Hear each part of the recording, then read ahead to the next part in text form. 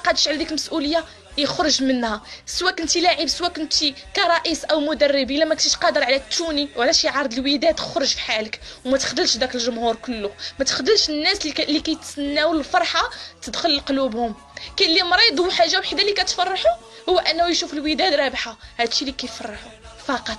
الا كنتي ما تقدرش على هذه المسؤوليه خرج في حالك، سواء كنتي اللي بغيتي تكون خرج في حالك من النادي. هذا هو الميساج اللي بغيت نقول لك كلاعب او رئيس او مدرب، اي اطار كان داخل نادي الوداد.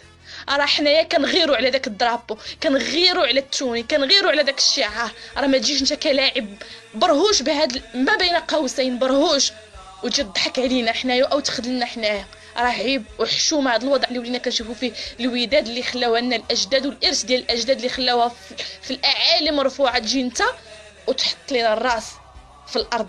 حشومه، عيب وعار. اللي ما يقدرش على الوداد وعلى شعار الوداد يخرج. والسلام عليكم. غرام كبير